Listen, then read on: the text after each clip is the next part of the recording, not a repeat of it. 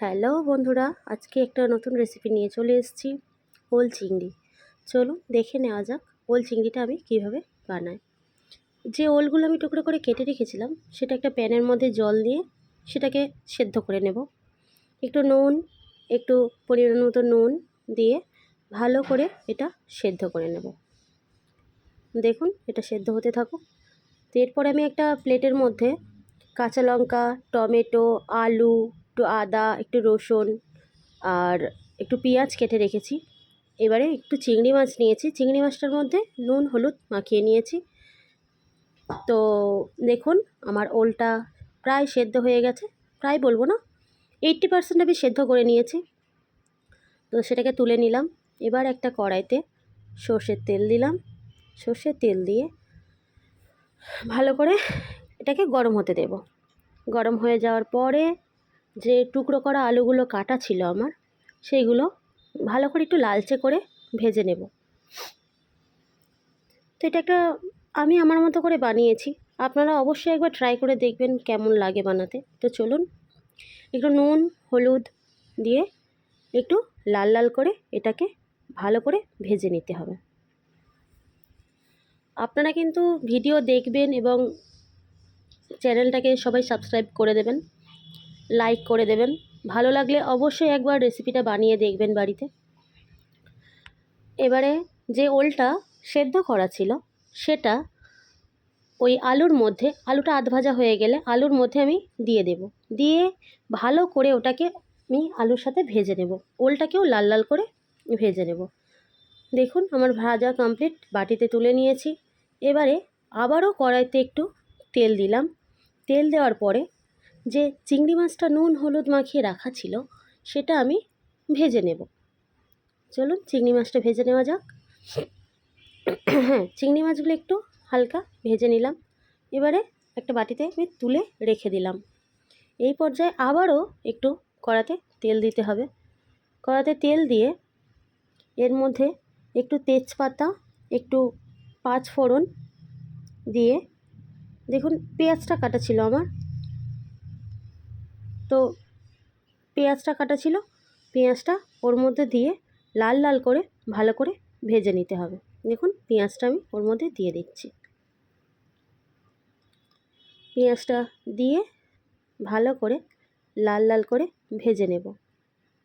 আপনারা কিন্তু কমেন্ট করতে একদমই ভুলবেন না, অবশ্যই একটা কমেন্ট করে যাবেন যে কেমন হয়েছে রেসিপিটা দেখতে। অবশ্যই বাড়িতে বানাবেন, টেস্ট করে দেখবেন কেমন হয়েছে। এরপরে পেঁয়াজটা আমার লাল লাল করে ভাজা হয়ে গেছে। যে টমেটো কুচিটা ছিল তার মধ্যে আমি টমেটো কুচিটা দিয়ে দিলাম, কাঁচা লঙ্কা কুচিটা দিয়ে দিলাম। আবারও ভালো করে মিশিয়ে নেড়ে চেড়ে নেব। তো টমেটোগুলো একটু ভাজা ভাজা হয়ে গেলে তো তার মধ্যে যে আদা বাটা ছিল সেটা আমি দিয়ে ভালো করে মিশিয়ে নেব। এরপরে একটু ধনের গুঁড়ো জিরের গুঁড়ো আমার করা ছিল একসাথেই। ধনে জিরেটা আমি ভেজে হালকা ভেজে গুঁড়ো করে রেখে দিয়েছিলাম, তো সেটা আমি দিয়ে দিলাম। এবারে দিলাম হলুদ, একটু লাল লঙ্কার গুঁড়ো দিয়ে ভালো করে এটাকে মিক্সড করে নেব। সামান্য একটু জল দিয়ে মশলাটাকে ভালো করে মিক্সড করে নিতে হবে। দেখুন ভালো করে আমি মিক্সড করে নিলাম। মিক্সড করে নেওয়ার পরে আরেকটু জল দিয়ে মশলাটাকে ভালো করে কষিয়ে নিতে হবে। দেখুন আমি মশলাটাকে কষিয়ে নিয়েছি।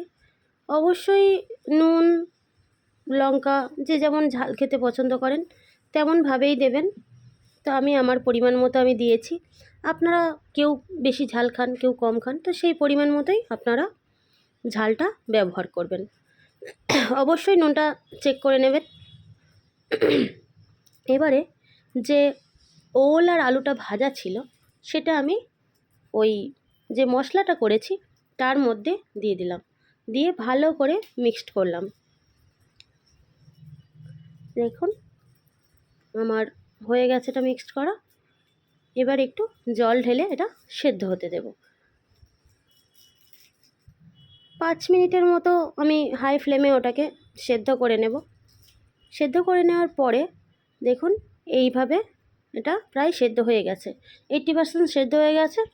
সেদ্ধ হয়ে যাওয়ার পরে যে চিংড়িটা ভেজে তোলা ছিল সেটা আমি ওর মধ্যে দিয়ে দিলাম, কারণ চিংড়িটা একটু ওর সাথে ফুটবে, তবেই আমরা চিংড়ির টেস্টটা পাবো। আর কে কে চিংড়ি খেতে ভালোবাসেন অবশ্যই কমেন্টে জানাবেন যে কে কে চিংড়ি খেতে ভালোবাসেন। চিংড়ি কার না প্রিয়, সবারই ভালো লাগে। চলুন আবারও ঢাকা দিয়ে দিলাম, একটু ওটাকে ফুটতে দেব, একটু বেশ মাখা মাখা হয়ে যাবে, তখন আমরা এটাকে আবার ভালো করে নেড়ে চেড়ে একটু হালকা হাতে একটু খুন্তি দিয়ে একটু ঘেঁটে দেব, যেহেতু ওলের ডালনা হচ্ছে এটা, তো চিংড়ি মাছ দিয়ে ওলের তরকারি, তো হালকা একটু ঘেঁটে দিলে বেশ ভালোই লাগে। দেখুন একটু গরম মশলা ছিল, একটু গরম মশলা আমি এর মধ্যে মিক্স করে দিলাম। অলমোস্ট প্রায় রেডি আমার রেসিপি। এবার আমি একটা বাটিতে সার্ভ করে নেব। দেখুন দেখতে যেমন সুন্দর হয়েছে, খেতে তেমনই সুন্দর। অবশ্যই আপনারা একবার বানিয়ে দেখবেন ওল চিংড়ি কেমন খেতে লাগে, আর আমাকে অবশ্যই কমেন্টে জানাবেন কেমন হয়েছে। আর সাবস্ক্রাইব করতে ভুলবেন না কেউ আমার চ্যানেলটিকে। এই হলো আমার ওল চিংড়ি। Thank you.